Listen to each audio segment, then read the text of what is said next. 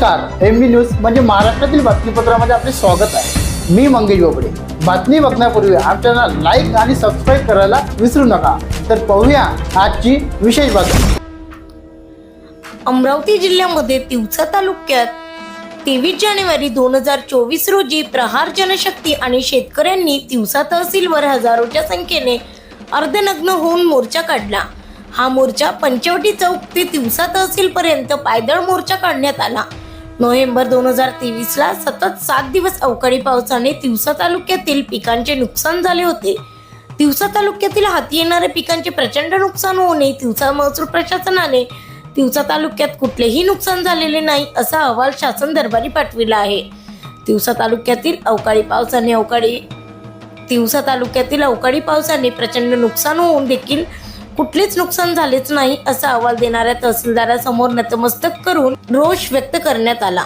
तिवसा तालुक्यातील असंख्य शेतकरी या आंदोलनात सहभागी होते। ब्युरो रिपोर्ट, एमबी न्यूज, महाराष्ट्रातील बातमीपत्र तिवसा येथून आमचे प्रतिनिधी सुनील गोरमाडे। काय सांगाल या संदर्भात? काय झालं, नोव्हेंबर 2023 ला अवघ्या महाराष्ट्रामध्ये अवकाळी पाऊस पडला। त्या अवकाळी पावसामध्ये प्रत्येक तालुक्यातल्या पिकाचं, शेतकऱ्याच्या पिकाचं नुकसान झालेलं आहे। जसं महाराष्ट्रामध्ये नुकसान झालं तसं तिवसा तालुक्यात देखील नुकसान झालं। त्या 6 दिवसाच्या अवकाळी पावसानं आणि ढगाळ वातावरणानं तुरीचं पीक पूर्णतः नष्ट झालं। चांगली मोहरावर आलेली तूर पूर्ण फुलं खाली पडले। 6 दिवसाच्या ढगाळ वातावरणानं अळ्यानं पूर्ण तूर खाऊन घेतली। म्हणजे ज्याचा पूर्ण डोलारा, वार्षिक डोलारा, आर्थिक डोलारा ज्या शेतकऱ्याचा त्या तुरीवर होता तो पूर्णतः त्या अळ्यांनी खाल्ला। त्यानंतर चना लावला होता तो सडला, गहू लावला होता तो सडला, कापसामध्ये बोंड अळी आली आणि त्यानंतर कापसाचा कलर कमी झाला, कापसाचा रंग कमी झाला, आपला वजन कमी झालं। या सगळ्या नुकसानामध्ये आम्हाला असं वाटलं 6 दिवसाच्या अवकाळी पावसामुळं जे नुकसान झालं, महसूल प्रशासनाची सर्वेक्षणाची जबाबदारी असते, कारण की हीच आम्हाला मदत करते। परंतु या महसूल प्रशासनानं कृषी विभागाला कुठल्याच प्रकारचे सर्वेक्षणचे आदेश दिले नाही। उलट आम्ही अनेकांनी फोन केले की आमचं नुकसान झालं आणि शेतकऱ्यांना असं वाटलं का नुकसान झालं, आता नुकसान भरपाईचा सर्वे होणार, परंतु महसूल प्रशासन तिवसा यांनी सर्वेचे आदेश दिले नाही। त्यामुळे कृषी विभागानं सर्वे केला नाही। त्यामुळे या तिवसा तालुक्याचा निरंक अहवाल शासन दरबारी गेला, उच्च दरबारी गेला। आमचं दुखणं हेच आहे की आमचं जर पिकाचं नुकसान झालं असेल आणि आम्ही जर अवकाळी पावसाच्या यादीमध्ये हे झालो असतो, समाविष्ट झालो असतो, तर कदाचित प्रत्येक खात्यावर 15 ते 20 हजार रुपये आले असते। परंतु तहसीलदाराच्या एका चुकीमुळे, हलगर्जीपणामुळे, नाकर्तेपणामुळे, त्यांनी सही न केल्यामुळे आम्हाला आता अवकाळी पावसाच्या नुकसानग्रस्ताचे पैसे मिळणार नाही, हे सत्य आहे। या तहसीलदाराचा जेवढा दोष आहे ना, तेवढा इथल्या रणरागिणी समजणाऱ्या आमदाराचा देखील आहे। जो आमदाराचा तुम्ही अवतार दाखवता दुसरीकडे, मग या तहसीलदाराचे काम पकडून तुम्ही म्हणाले पाहिजे का माझा तालुका अवकाळीमध्ये घ्यायला पाहिजे, परंतु तुम्ही तसं केलं नाही। ह्या सगळ्या गोष्टीमुळे आज आम्हाला इथे यावं लागलं।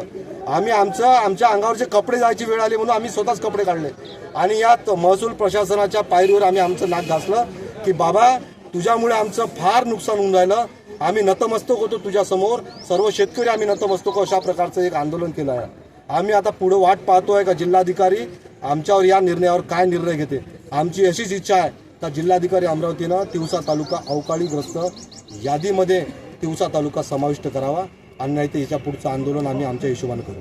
भाऊ, ज्या पक्षाचे आपण पदाधिकारी आहेत त्या पक्षाचे प्रमुख बच्चूभाऊ कडू हे सत्तेत आहे, ते त्यांना मंत्रीचा दर्जा आहे, त्यामुळे आपण त्यांना निवेदनातून काही मागणी केली आहे? मी त्यांना निवेदनातून मागणी केलेली आहे। त्यांचा हा मतदारसंघ येत नाही, ते जरी सत्तेतले आहे, त्यांचा अचलपूर मतदारसंघ आहे। त्या अचलपूर मतदारसंघात प्रत्येक नुकसान भरपाईचे पैसे येतात। हे आमचं दुर्दैव आहे का आमचे आमदार बच्चूभाऊ नाही आहेत, हे आमचं सुदैव आहे का आमचा नेता बच्चूभाऊ आहे। या आंदोलनानंतर आम्ही एक आगळं वेगळं आंदोलन करू, बच्चूभाऊंच्या कानावर टाकलेलंच आहे। बच्चूभाऊंनी हेच म्हटलं का तुम्ही तुमच्या बळावर पहिले जेवढा प्रयत्न करा तेवढा करा, शेवटी मी करेन। आमचा त्या माणसावर तर 100% विश्वास आहे। परंतु त्या मतदारसंघातला आमदार आमच्या मतदारसंघामध्ये का कष्ट घेईल? 2.5 लाख रुपये पगार घेऊन आपलेच आमदार असल्यानंतर आम्ही त्यांच्याकडे का जावं? सत्तेत जरी आहे पण ही सगळी चूक आहे प्रशासनाची। शासनाकडून काय आणायचं आम्ही आणलंच आहे याच्या परी, पण प्रशासनाची चूक असल्यानंतर प्रशासनाला हे भोगावं लागेल।